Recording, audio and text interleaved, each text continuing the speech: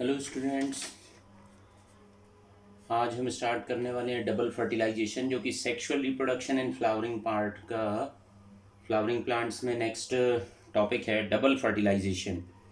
Double fertilisation actual में क्या है? डबल फर्टिलाइजेशन वो प्रोसेस है जिसमें कि fusion of two male gametes, जिसको कि पॉलन ट्यूब लेके आती है और ये दो डिफरेंट स्ट्रक्चर के साथ में जाके फ्यूज होती है। और वो दो मेल गैमेट जिनके साथ में फ्यूज होते हैं, एक होती है एग सेल और दूसरा होता है डिप्लॉयड सेकेंडरी न्यूक्लियस। इनके साथ में जब फ्यूजन होता है, जो कि सेम फीमेल गैमेटोफाइट के अंदर प्रोड्यूस्ड होते हैं, ये दो डिफरेंट स्ट्रक्चर इनसे फॉर्म होते हैं। एक तो फॉर्म होता है जाइगोट और दूसरा फॉर्म होता है प्राइमरी एंडोस्पर्म न्यूक्लियस। तो डबल फर्टिलाइजेशन में दो इवेंट होते हैं, एक होता है सिनगैमी और दूसरा होता है ट्रिपल फ्यूजन, जिसको हम वेजिटेटिव फर्टिलाइजेशन भी बोलते हैं, ट्रोफोमिक्सिस भी बोलते हैं। तो अगर हम सिनगैमी की बात करें, सिनगैमी जिसको कि हम जनरेटिव फर्टिलाइजेशन भी बोलते हैं, जिसमें कि एक मेल गैमीट जो कि हैप्लॉइड है, एग सेल जो कि हैप्लॉइड है, जब सिनगैमी की प्रोसीजर होगी तो बनेगा जाइगोट और यही जाइगोट फ्यूचर में एम्ब्रियो में डेवलप होगा।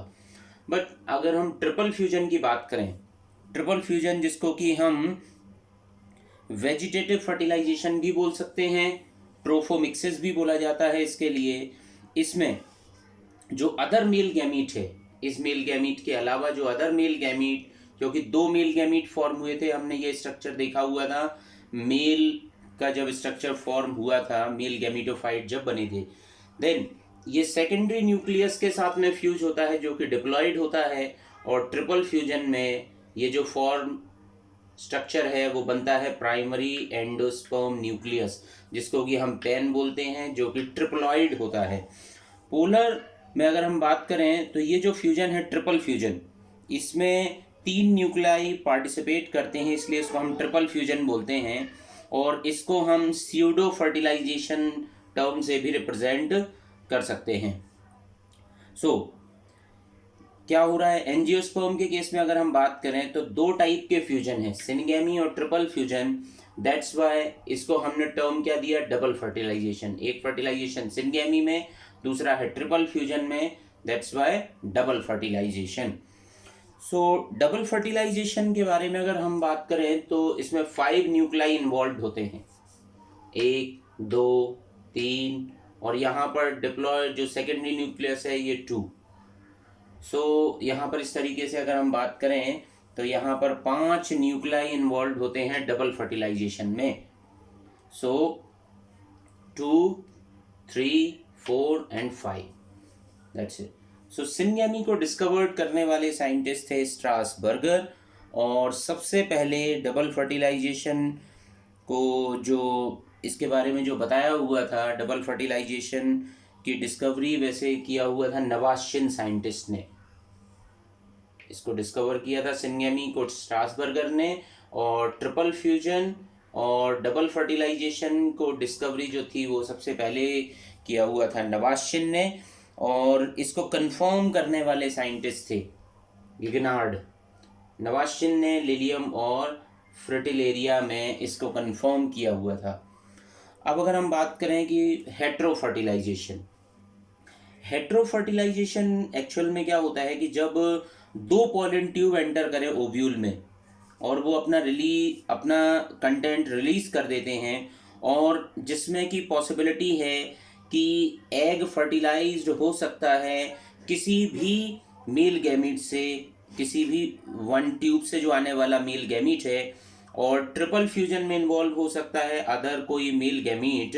इस फर्टिलाइजेशन को हम बोलते हैं हेट्रो फर्टिलाइजेशन, जो जियामेज में देखने को मिलता है। देन अगर हम बात करें कि सेमीगैमी, एक और टर्म है यहाँ पर। सेमीगैमी जब एंट्री ऑफ मेल गैमीट जो है, जिसको कोई अकम्पनीड नहीं कर, is not accompanied by fusion, तो इसको हम बोलते हैं सेमीगैमी। सो इस तरीके से हम बात कर सकते हैं। और भी कुछ इवेंट्स यहाँ होते हैं। तो ये जो इवेंट है डबल फर्टिलाइजेशन का, ये फ्लावरिंग प्लांट का एक स्पेशल कैरेक्टर है। तो ये एंजियोस्पर्म में तो देखने को मिलता है, बट अगर हम बात करें कि डबल फर्टिलाइजेशन किस में देखने को नहीं मिलता है, तो ऑर्चिडेसी फैमिली में डबल फर्टिलाइजेशन देखने को नहीं मिलता है। ट्रेपेसी फैमिली में ये भी डबल फर्टिलाइजेशन देखने को नहीं मिलता है। तो इस तरीके से दोनों इन्वॉल्व होते हैं। अगर हम सिग्निफिकेंस की बात करें कि डबल फर्टिलाइजेशन का सिग्निफिकेंस क्या है, तो ये जो है कैरेक्टरिस्टिक्स देता है मेल पेरेंट से एंडोस्पर्म में, और जो कि स्टोरेज और न्यूट्रिशंस में हेल्प करता है, न्यूट्रिएंट को इंश्योर कर सकता है। और इसका दूसरे अगर इम्पोर्टेंस की बात करें तो इसमें वेजिटेटिव फर्टिलाइजेशन और जो ट्रिपल फ्यूजन है ये प्रोवाइड करते हैं स्टिमुलस, किसके लिए? हाइब्रिड विगोर बनाने के लिए, ग्रोथ के लिए, फॉर्मेशन ऑफ एंडोस्पर्म। तो इस तरीके से अगर हम बात करें तो ये डबल फर्टिलाइजेशन का इम्पोर्टेंस निकल के सामने आता है। जबकि अगर हम इसी के दूसरे इवेंट में अगर हम आगे बढ़े अगर फर्टिलाइजेशन के, तो वो है post fertilisation structure and event. मतलब जो यहाँ जो फ्यूजन हुआ था, अब ये जाइगोट किस तरीके से डेवलप होगा और इस जाइगोट के बनने की प्रोसीजर कैसे आगे डेवलप होगी, इसको भी हम डिस्कस करेंगे। तो post fertilisation structure and event में बात करें, सो डेवलपमेंट ऑफ एंडोस्पर्म जो किससे बनता है? ट्रिपल फ्यूजन से। ट्रिपल फ्यूजन से एंडोस्पर्म बनता है। और एम्ब्रियो का डेवलपमेंट जो कि जाइगोट से होगा। मैचुरेशन ऑफ एम्ब्रियो, इसी जाइगोट का जब आगे डेवलपमेंट होगा तो मैचुरेशन होगा। और ओवरी जो पूरे ओव्यूलर स्ट्रक्चर को कवर करती है, अपने अंदर कैरी करती है, वो आगे चल के फ्यूचर का फ्रूट बनेगी। तो ये सारे इवेंट पोस्ट फर्टिलाइजेशन इवेंट्स कहलाते हैं। अगर इसमें हम बात करें पोस्ट फर्टिलाइजेशन इवेंट्स में, तो हम ये जानते हैं कि फ्लावर जो होता है वो फेड हो जाता है आफ्टर फर्टिलाइजेशन के बाद, क्योंकि उसमें सेपल्स, पेटल्स, स्टेमन ये सारी चीज़ें फॉल डाउन हो जाती हैं। स्टिग्मा, स्टाइल ये भी फॉल डाउन हो जाती हैं। ओवरी जो है वो फ्रूट्स में बदल जाती है। ओवरी वॉल जो है वो पेरिकार्प में बदल जाती है। और जो ओव्यूल्स होते हैं वो सीड्स में बदल जाते हैं। देन और हमने इंटेगुमेंट्स की भी बात करी थी, तो जो आउटर इंटेगुमेंट्स होता है वो टेस्टा में बदल जाता है, और जो इनर इंटेगुमेंट्स होते हैं वो टैगमेन में बदल जाते हैं अगर ये प्रेजेंट होते हैं तो। देन जबकि अगर हम बात करें तो सिनर्जिड्स भी डीजेनरेट हो जाते हैं, एंटीपोडल सेल डीजेनरेट हो जाती हैं, सेंट्रल सेल जो है वो एंडोस्पर्म में बदल जाती है। तो अब हम इसकी बात करें अगर व्हाट इज एंडोस्पर्म, तो एंडोस्पर्म किसका फ्यूजन से बना हुआ है? ट्रिपल फ्यूजन का एंड प्रोडक्ट है। तो जो अगर हम बात करें इसमें जो एंडोस्पर्म है ये ट्रिपल फ्यूजन से डेवलप्ड हुआ central cell of embryo sac के लिए ये फ्यूचर में डेवलप करने में भी मदद करता है। देन अगर हम ये बात करें कि product of triple fusion cells जो है वो टिश्यू फिल्ड होते हैं फूड मटेरियल से, और ये एब्सेंट होता है एंडोस्पर्म ऑर्चिडेसी और ट्रेपेसी फैमिली में। इनको हम जो एंडोस्पर्म है हम इनको ट्रिपलॉइड टिश्यूज भी बोलते हैं। एंडोस्पर्म के जो टिश्यूज हैं वो ट्रिपलॉइड होते हैं और ये एम्ब्रियो के डेवलपमेंट में मदद करते हैं। यहाँ पर कुछ एग्जाम्पल जैसे अगर हम देखें कुछ सीरियल्स हैं जैसे कि राइस है, व्हीट है, तो इसका जो एंडोस्पर्म है वो होता है स्टार्ची। देन अगर हम सीरियल्स में अगर मेज की बात करें तो इसका जो एंडोस्पर्म का जो नेचर है वो होता है प्रोटीनीशियस, इसमें एल्यूरॉन लेयर होती है। और अगर हम कैस्टर और कोकोनट में बात करें तो इसका एंडोस्पर्म होता है वो होता है ऑयली इन नेचर। और जबकि अगर हम आइवरी पाम में बात करें तो ये सेलुलोज नेचर का होता है। और अगर हम एक और स्टोनी एंडोस्पर्म की बात करें तो ये देखने को मिलता है हमें डेट पाम में, जिसको हम फेनिक्स भी बोलते हैं, और एरेका नट्स में भी ये देखने को मिलता है। तो ये एंडोस्पर्म की जो है उनका नेचर है एंडोस्पर्म का, कौन से प्लांट्स में किस तरीके का एंडोस्पर्म देखने को मिलता है। देन अब एंडोस्पर्म की कुछ क्वालिटी है उसके बेसिस पे हम टाइप्स ऑफ एंडोस्पर्म भी डिफाइन कर सकते हैं। तो बेसिकली एंडोस्पर्म 3 टाइप के होते हैं, न्यूक्लियर एंडोस्पर्म, सेलुलर एंडोस्पर्म और हेलोबियल एंडोस्पर्म। तो न्यूक्लियर एंडोस्पर्म, जैसा कि इसका नेम रिप्रेजेंट कर रहा है, ये most common type of endosperm भी है, न्यूक्लियर एंडोस्पर्म। ये इंपॉर्टेंट क्वेश्चन भी बनता है यहाँ, जो कि एंजियोस्पर्मिक प्लांट्स में देखने को मिलता है। और इस पूरे डेवलपमेंट में जो पेन होता है, प्राइमरी एंडोस्पर्म जो न्यूक्लियस होता है, उसका डिवीजन स्टार्ट होता है। प्राइमरी एंडोस्पर्म न्यूक्लियस देखिए यहाँ पर, एक न्यूक्लियस 2 में, 2 से 4 और 4 से ये आगे डिवीजन स्टार्ट करेगा और ये फ्यूचर में डेवलप होता जाएगा और ये अंडरगोज होता है, सक्सेसिव न्यूक्लियर डिवीजन होते जाते हैं और इसको हम फ्री न्यूक्लियर डिवीजन भी बोल सकते हैं। देन इसमें जो है बहुत सारे फ्री न्यूक्लाई प्रोड्यूस्ड होते हैं और देन फाइनली इन पर वॉल का फॉर्मेशन होगा फ्यूचर में। जैसे कि एग्जाम्पल अगर हम बात करें, जैसे कि कॉटन, मेज, कैप्सेला और कोकोनट में जो होता है वो मिल्की एंडोस्पर्म होता है। देन अगर हम सेलुलर एंडोस्पर्म की बात करें तो सेलुलर एंडोस्पर्म जो इसका जो पेन है वो डिवाइड होता है मैनी टाइम्स। इसमें जो पेन होता है वो मल्टीपल टाइम डिवाइड होता जाता है, एक फिर सेल का डिवीजन स्टार्ट हो गया, सेलुलर डिवीजन स्टार्ट हो जाएगा और देन इसमें जो डिवीजन की बात करें आगे, पेन जो डिवाइड होता जाएगा और सेल का पार्ट डिवाइड होते जाएंगे और मल्टीपल सेल कंटिन्यूअसली फॉर्म होती जाएगी।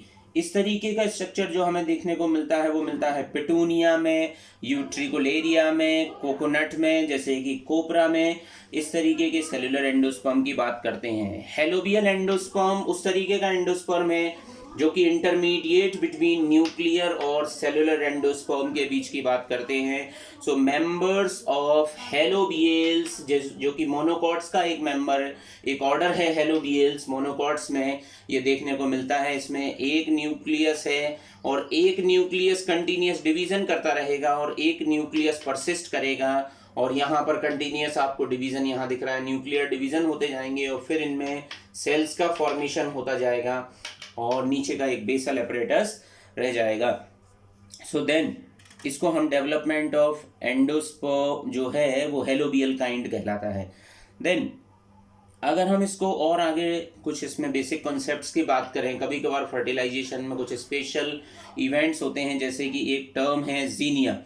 जब अगर कोई फॉरेन पॉलिन एंडोस्पर्म के कैरेक्टर में चेंजेस ला सकता है, एंडोस्पर्म कैरेक्टर, जैसे कि उस कंडीशन को हम बोलते हैं जीनिया। इसको टर्म जो दिया था वो दिया था फोके साइंटिस्ट ने इसको बताया था और ये देखने को मिलता है मेज में। ये मेज के एंडोस्पर्म के कलर को डिफरेंशिएट कर सकता है। देन मेटाजीनिया कंडीशन को डिस्कवर करने वाले साइंटिस्ट थे स्विगिल ने। इन्होंने effect of foreign pollen on somatic tissues पर लेयरिंग आउटसाइड द एंडोस्पर्म जो था उसके बारे में डिस्कशन किया था। सो इस कंडीशन को हम बोलते हैं मेटाजीनिया। ये देखने को मिलती है डेट पाम्स में। देन अगर हम बात करें ruminant endosperm with irregular surface. Ruminate मतलब जो कि एंडिंग पोजीशन पर है, एंड खत्म होने वाला है, इसको हम च्यूड एंडोस्पर्म भी बोल सकते हैं। देन ये इसमें अगर हम एग्जाम्पल की बात करें तो वो है जो कि रूमिनेंट काइंड है, वो देखने को मिलता है पैसिफ्लोरा में, एनोना में। और आगे हम बात करें तो जो reserve food in either nucellus और कॉटिलिडन्स में अगर हम बात करें तो ये देखने को हमें मिलता है किसमें, ये देखने को मिलता है पी में और बीन्स में। देन अगर हम इसमें रिजर्व फूड्स के आगे हम जो नेक्स्ट टॉपिक पढ़ने वाले हैं वो रहेगा सिनगेमी के बाद जो बना हुआ जाइगोट है और जाइगोट से डेवलपमेंट होगा एम्ब्रियो का। तो नेक्स्ट टॉपिक में हम डिस्कस करेंगे एम्ब्रियो के डेवलपमेंट की डिफरेंट स्टेजेस, मोनोकॉट और डाइकॉट एम्ब्रियो के बारे में। Thank you.